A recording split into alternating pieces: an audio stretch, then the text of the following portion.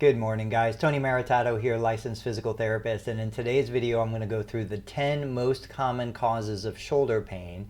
This is taken from an article produced and published by the University of Pennsylvania's medical department. I'm going to post a link to the article down below. So I'm going to start by reading all 10 common causes, and I'm going to give you a little bit of an explanation for each of the 10. So number 1, arthritis in the shoulder joint. Number 2, bone spurs in the shoulder area. Number 3, bursitis. Number 4, a broken bone.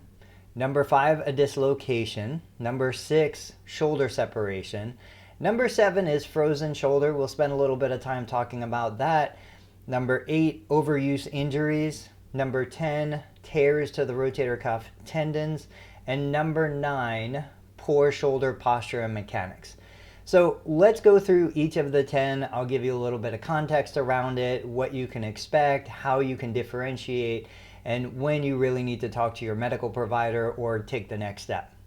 So starting with number 1, arthritis in the shoulder joint, the reality is everybody will have some form of arthritis. If you go to the Arthritis Foundation website and read the definition of arthritis, it simply states that there's pain and stiffness in the joint.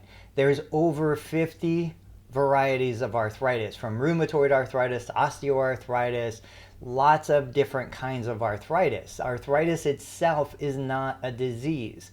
Arthritis is a term that describes something that's going on. So often I'll get patients in the clinic who believe that they're diagnosed with arthritis, but they don't really understand the deeper underlying meaning behind the word. It simply means there's pain and stiffness in the joint.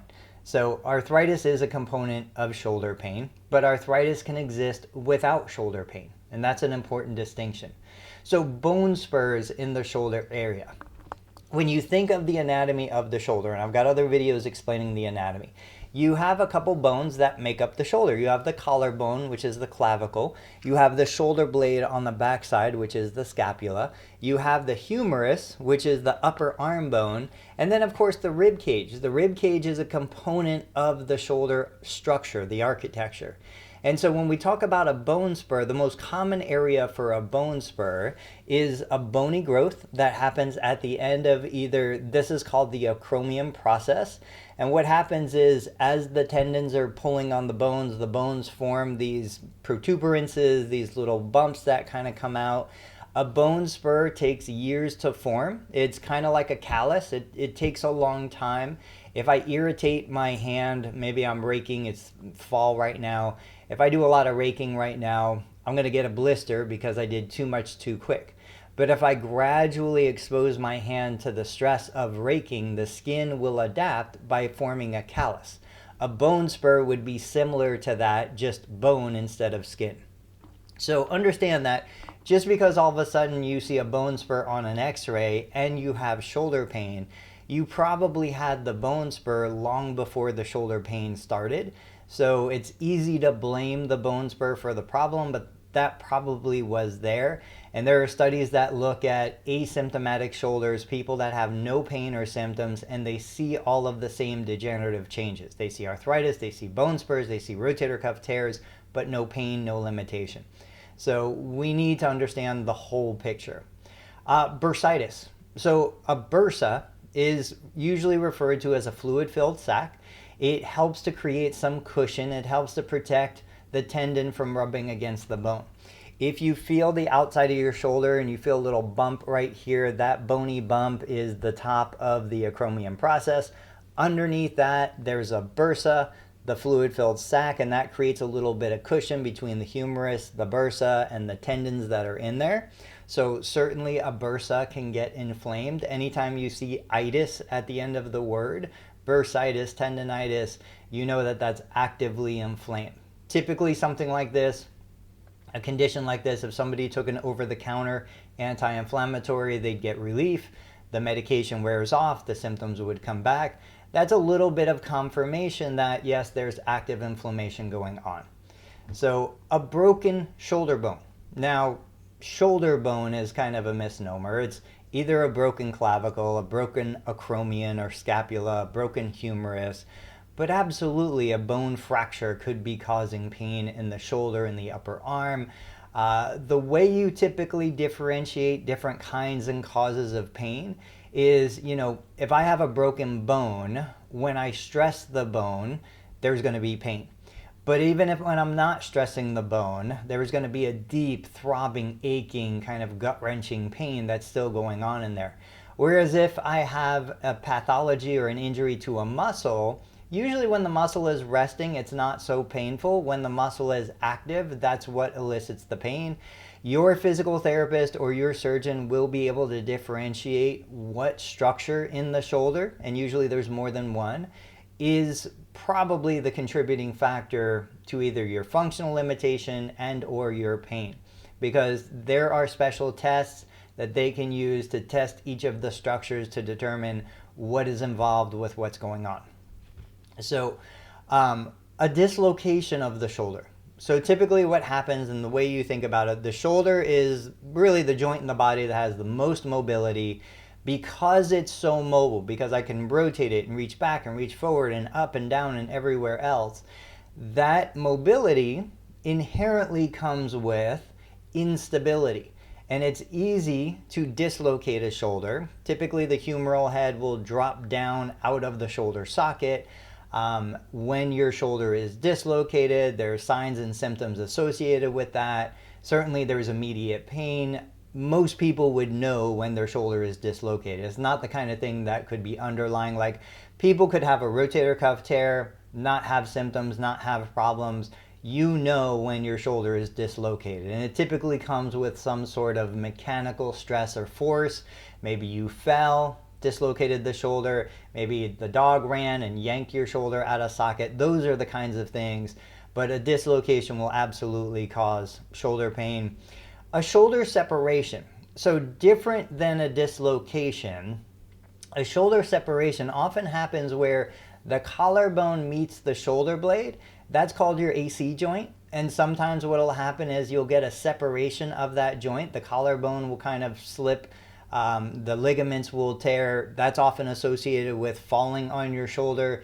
We're coming into winter here. We're going to see a lot of slip and fall injuries because of the ice. When somebody falls on their shoulder, it's not uncommon that either they dislocate the shoulder, the humeral head comes out, or they separate the shoulder, which is usually an AC joint injury. Frozen shoulder is a complicated topic. And so my mom, my original introduction to physical therapy, I'd never heard of physical therapy before. This must have been 23, 25 years ago.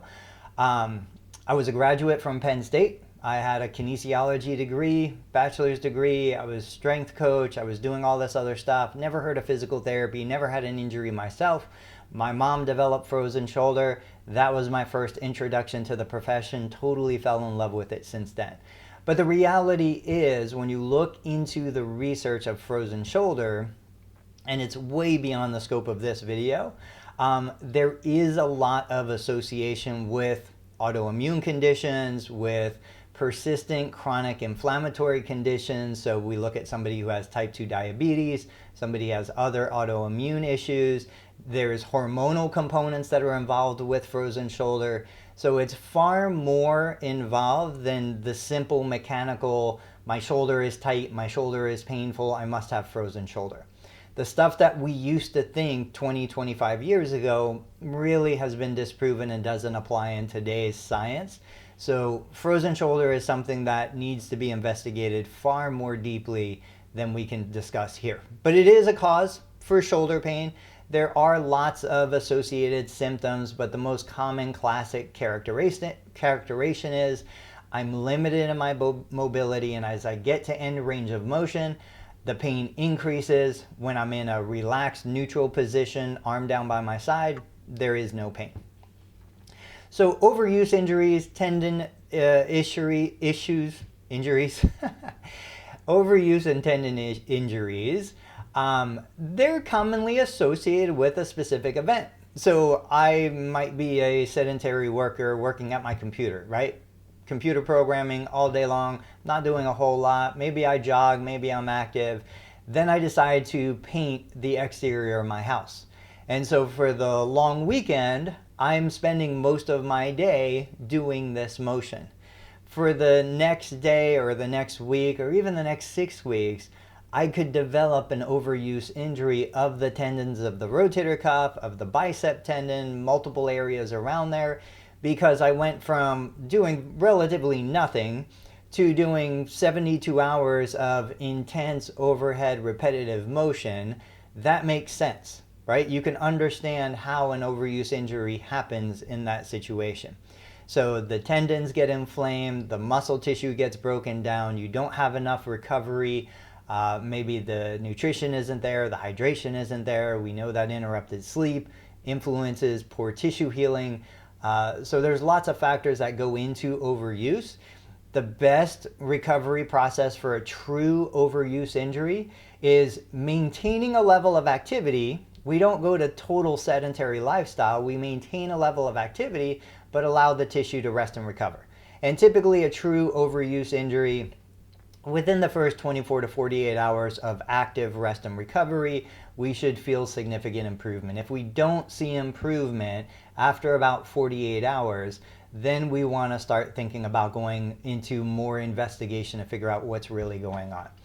The final of the 10, poor shoulder posture and mechanics. So I just shared a video, I think it came out yesterday, talking about my 5 favorite stretches and energizing techniques when I'm working at the desk for a prolonged period of time. I'll put those in the link in the video above or down below. But basically, yeah, you know, posture isn't as much of a threat as it used to be. If I was a young clinician 15, 20 years ago, somebody came in to me with a forward head and extension and rounded posture, I would say poor posture is what's causing your pain. Now, we don't really believe that as much in the science. We do believe that posture is dynamic, posture is always changing. There's some evidence to suggest that posture, your current posture, is more your body's attempt at avoiding pain and improving function.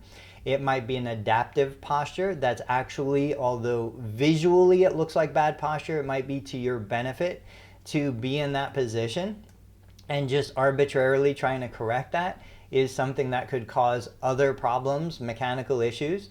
So the classic scenario, and this comes from low back pain science, we know that an individual adult with spinal stenosis, a narrowing of the canals in the back of the spine, tends to lean forward, tends to flatten the low back, tends to go into a posterior pelvic tilt. And the reason why is because it's opening the space for the nerve roots, whereas if they were standing more upright and erect, a more classically appropriate posture, they're actually compressing the nerve roots. So our body understands this. We move away from pain. We move away from threat. So we flex to open the spine. Well, that's not classically good posture, but mechanically it's beneficial.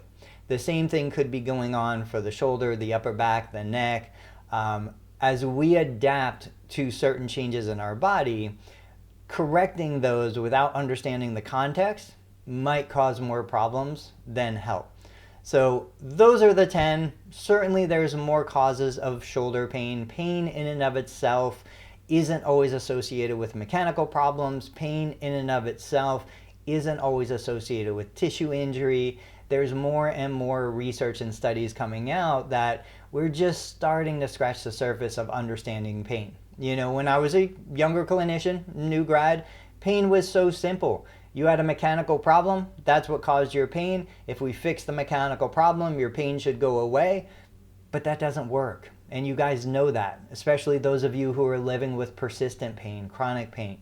You know that changing the mechanical influences, changing the stuff that you can change, doesn't necessarily eliminate the pain.